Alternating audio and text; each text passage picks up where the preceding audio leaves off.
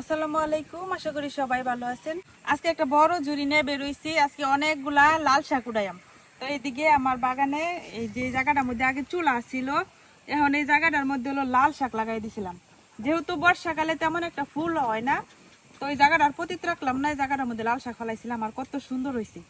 আবার ওই দিকের ব্যাডেও লাল শাক ফালাইছিলাম, ওই লাল শাকগুলা বৃষ্টির কারণে নষ্ট হয়ে গেছে। তো যাই একটু একটু আসছে এটি উঠাই আনিগা, তারপরে আবার অন্য বীজ ফালাইয়াম। আমার এই ঘরের কোনাটার মধ্যে আমি একটা মাইক ফুলের গাছ লাগাইছিলাম। মাইক ফুলের নাম, এই ফুলের সঠিক নামটা আমি জানি না, তবে আমরা এদিকে মাইক ফুলি বলে, কারণ মাইকের মতো হয় হলুদ হলুদ। তো এই গাছটা ছাগলে খায়া টিকতে টিকতে এখন কলি ধরতেছে। এই জায়গাটার মধ্যে ফুলটা ফুটলে অনেক সুন্দর লাগবে। আর এইদিকে তো বেগুন গাছগুলা এখন বৃষ্টি পায়া স্বাস্থ্য মোটামুটি ভালো হয়েছে।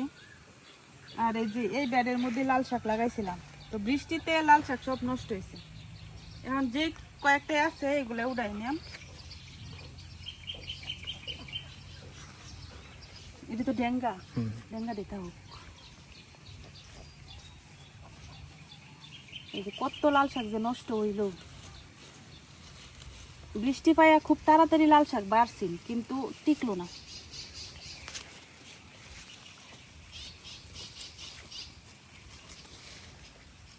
এই যে কত বড় বড় হয়ে গেছে কয়েকদিনে, মনে হয় 10-12 দিনের মতো হয়েছে লাগাইছি।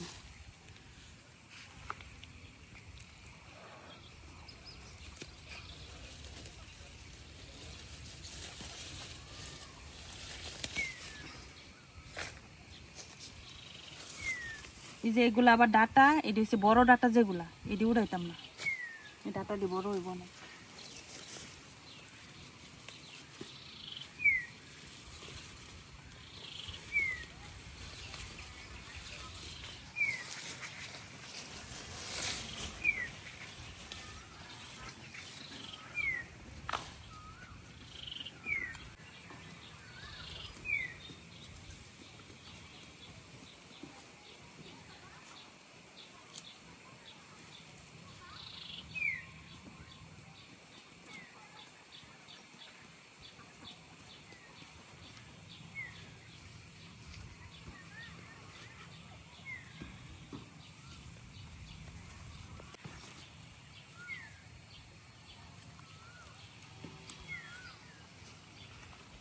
এখান থেকে মোটামুটি লাল শাকগুলো উঠাই নিছি, এখন ডাটাগুলো আছে এটি বড় হইব।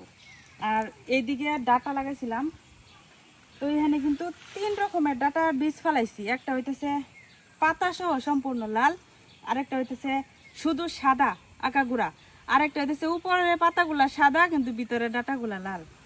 তো এত সুন্দর হইছে। এই যে এই ডাটাটার উপরে দেখেন সাদা, আর এই যে ভিতরে লাল। তো এটা দেখে চিনার উপায় নাই, উপর থেকে মনে হয় সম্পূর্ণটাই সাদা। আর এইদিকে এই যে এটা কিন্তু আগাগোড়া সব সাদা, আর ভিতরে ভিতরে কিছু এই যে লাল শাকের বীজও পড়ছে, এটি উঠাইনি। পরে ডাটা শাকগুলো আরেকদিন রান্না করাম, সাদা ডাটা যেগুলা।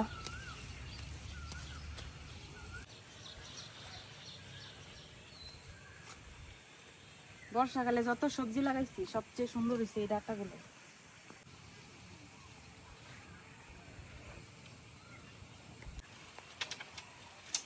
এই দিনের জ্বরে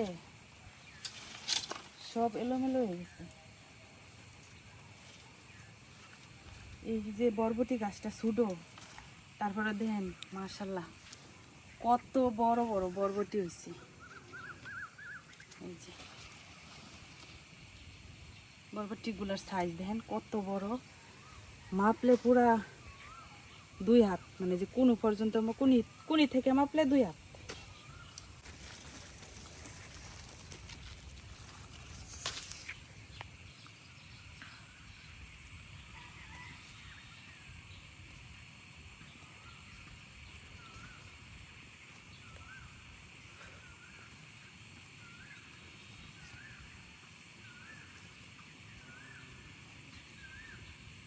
লাল শাকগুলো উড়াই দিতেছি, এটি উড়াই দিলে একটু পাতলা হইব আর কি ব্যাটটা। এই ব্যাটটার মধ্যে শুধু লাগাইছিলাম পাট শাক, তো এই পাট শাকগুলো হয়েছে না। এখন যেইগুলো আছে এগুলো উড়াইয়া তারপরে আবার পাট শাকের বীজ ফেলাম। তো এটা অন্য একদিন বৃষ্টিতে মানে এই বছর তো চৈত্র মাস থেকে বৃষ্টি শুরু হয়েছে, আর এই বৃষ্টিতে যত সবজির বীজই লাগাইছি সব বীজ নষ্ট হয়েছে। শুধু এই ডাটার বীজগুলা আর ওইদিকে লাল শাকগুলো সুন্দর হয়েছে।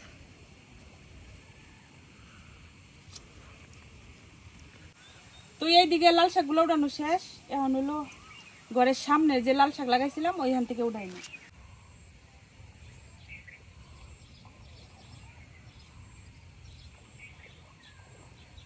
এখন এখান থেকে কিছু লাল শাক উঠাই নেম। অতিরিক্ত বৃষ্টি হইলে লাল শাক নষ্ট হয়ে যায়, কারণ লাল শাক অনেক নরম। এই ফুল দিকে তুলে নিচ্ছি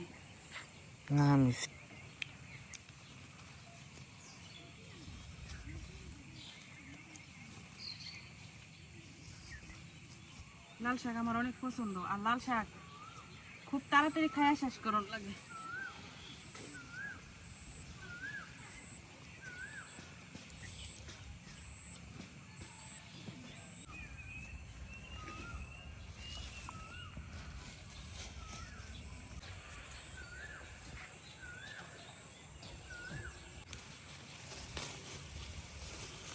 উপরের দিখায়া শেষ করলেও নিচে আরো অনেক হইতেছে। বীজ একটু বেশি করে ফেলাইছিলাম।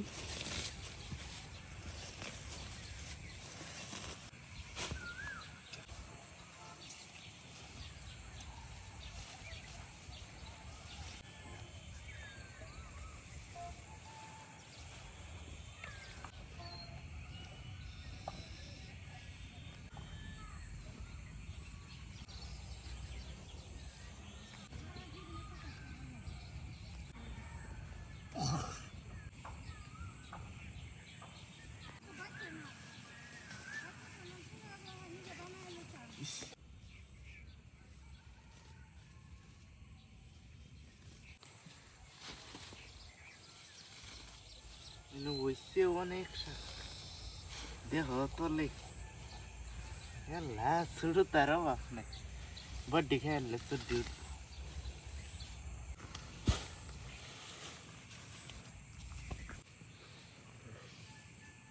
এখানে আমি এক জুড়ি শাক উড়াই নিচ্ছি, যে কতগুলা হয়েছে। তো এই সব শাক খাওয়া সম্ভব না, রান্না করলে অনেকটি হয়ে যাব। তো এনে রিয়াজের ছোট ভাই তারে দিয়ে দিতেছি কিছু শাক, তারাও রান্না করবো না। তো এটি বাড়িতে নিয়ে দেওয়া গেল, ফালাইস না, কষ্টের ফসল। আর বাকি যেগুলো আছে এটি আমি আগে ভালো করে ধুইয়া নিকা, কারণ বৃষ্টি পড়তেছে না প্রত্যেক দিন, পাতাটির মধ্যে অনেক বালু। তো আগে ভালো করে ধুইয়া তারপরে বাচ্চা নিয়াম।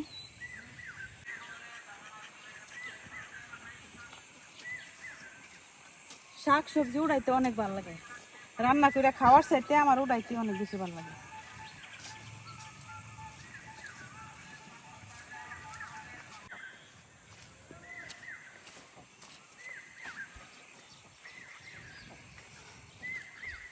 এখানে বৃষ্টিতে পানি কি সুন্দর হয়েছে, একদম পরিষ্কার।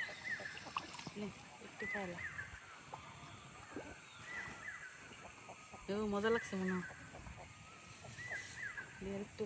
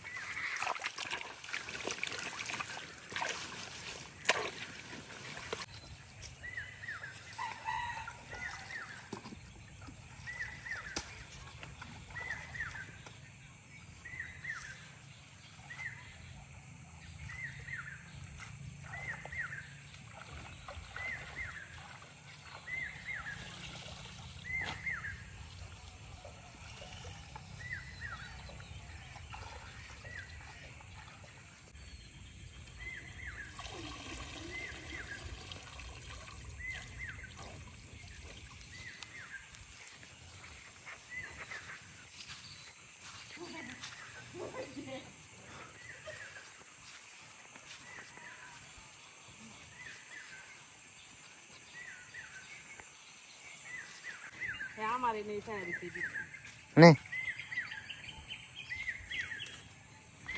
খাইতো হেমন রাখো মজা হইতেস।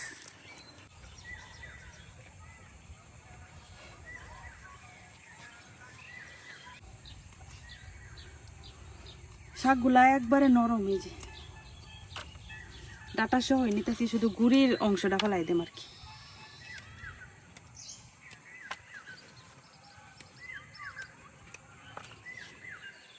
এটি রানলে মিলাইয়া একটু হয়ে যাব।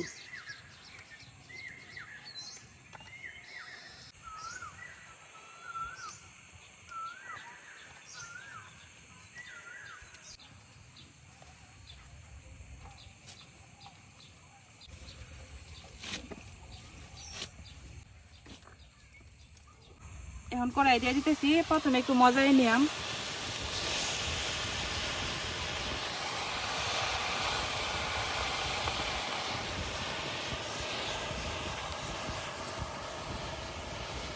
সবগুলা একবারে হইতো না, অল্প অল্প করে দিয়া মজায় তারপরে আবার দিম।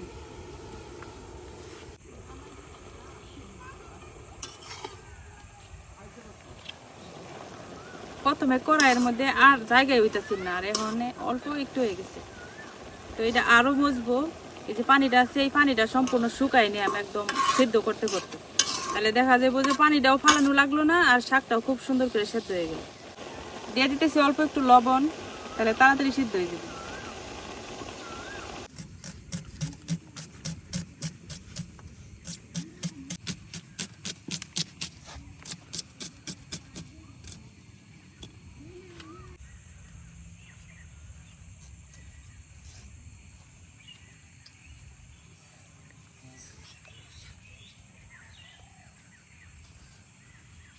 কয়েকটা কাঁচামরিচ গাছ সুন্দর হয়েছে, আর কতগুলা মরে গেছে। কে লেগেছে মরলো? এই বেগুন একটা ফুহে খাইয়া নষ্ট হয়ে গেছে, সব বৃষ্টির কারণে। এই যে এই গাছের মরিচটা আমার সবচেয়ে ভালো লাগে। গাছটা ছোট হইতে পারে, কিন্তু মরিচটি অনেক সুন্দর, লম্বা লম্বা।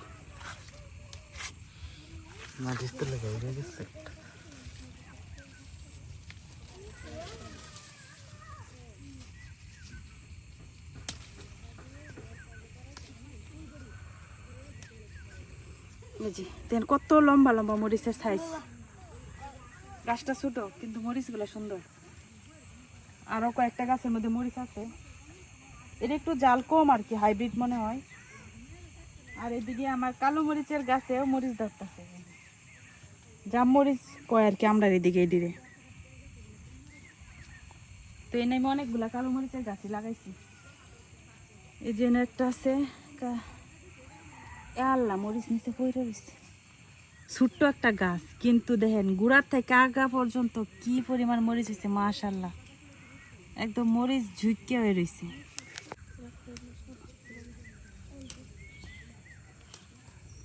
সেটি উঠাই নিছি, এই মরিচটি দেয় হইব।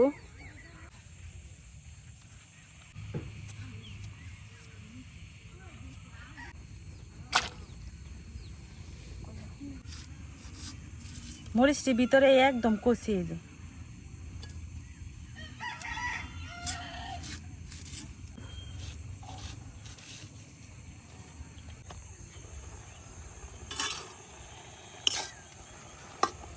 শাকটা খুব সুন্দর করে সেদ্ধ হয়ে গেছে। এই যে এভাবে চামচ দিয়ে একটু ঘাটাইলে শাকটা খুব সুন্দর একদম ভর্তা ভর্তা হয়ে যাবে। আর পানিটাও কিন্তু টাইনা গেছে। এখন আমি শাকটা নামাইয়া বাগার দিয়ে নেব। কড়াই দিয়ে দিতেছি তেল, রসুন কুচি, আর দিয়ে দিতেছি পেঁয়াজ কুচি।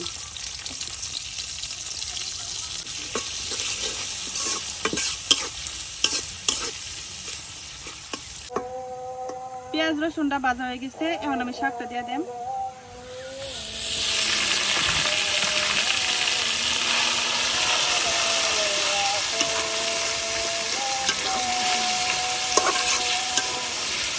সাথে কাঁচামরিচ গুলাও দিয়ে দেন।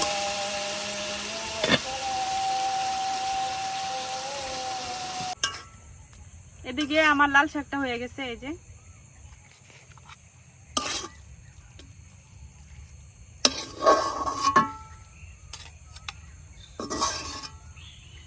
কতগুলা শাক রান্না করছিলাম, আপনারা তো দেখছেন। এই ঝুড়ি দিয়া এক ঝুড়ি হয়েছে না, আর এখন শাক হয়ে গেছে একবারই হয়েছে না, অল্প একটু হয়েছে। তো এখন গরম গরম এই শাকটা দিয়ে ভাত খাইয়াম।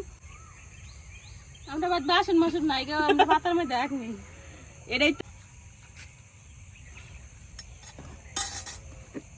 তো এখন আমি খাওয়া দাওয়া করি। আর দিন অন্ধকার হয়ে আসতে আসতে একটু পরে মনে হয় বৃষ্টি নামবো। তো বৃষ্টির আগে আগে খাওয়াটা শেষ করে নিলেই ঝামেলাটা শেষ। আমরা তুই খেয়ালতেছি খেলেন না তো। বিসমিল্লাহ।